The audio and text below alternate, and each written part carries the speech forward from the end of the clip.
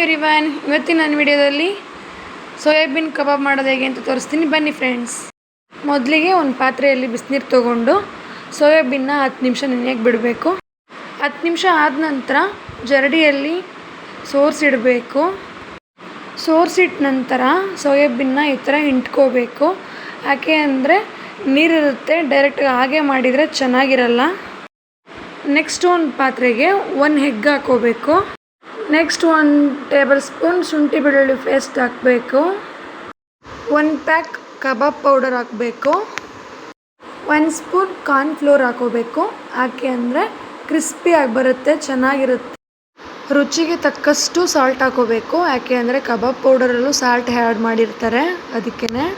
1/4 tablespoon chilli powder, 1/4 tablespoon garam masala. ನಿಮಗೆ ಬೇಕು ಅಂದರೆ ಹಾಕೋಬೋದು, ಇಲ್ಲಾಂದರೆ ಸ್ಕಿಪ್ ಕೂಡ ಮಾಡ್ಬೋದಿರುತ್ತೆ. ಅರ್ಧ ನಿಂಬೆ ಹಣ್ಣು. ನಂತರ ಇದನ್ನ ಚೆನ್ನಾಗಿ ಮಿಕ್ಸ್ ಮಾಡ್ಕೋಬೇಕಾಗತ್ತೆ. ಸೋಯಾಬೀನ್ ಹಾಕಿ ಚೆನ್ನಾಗಿ ಮಿಕ್ಸ್ ಮಾಡ್ಕೊಳ್ಳಿ. ಮಾಡಿದ ನಂತರ ಅರ್ಧ ಗಂಟೆ ನೆನೆಯಲು ಬಿಡಿ. ಒಂದು ಕಡಾಯಿಗೆ ಎಣ್ಣೆ ಹಾಕಿ ಕಾದ ನಂತರ ಕಬಾಬ್ನ ಹಾಕಬೇಕಾಗತ್ತೆ. ಕರಿದ ಕಬಾಬ್. ಇವಾಗ ಕಬಾಬ್ ರೆಡಿ ಆಗಿದೆ. ನೀವು ಒಮ್ಮೆ ಟ್ರೈ ಮಾಡಿ, ಹೇಗಿತ್ತು ಅಂತ ಕಾಮೆಂಟ್ ಮಾಡಿ. Thank you so much.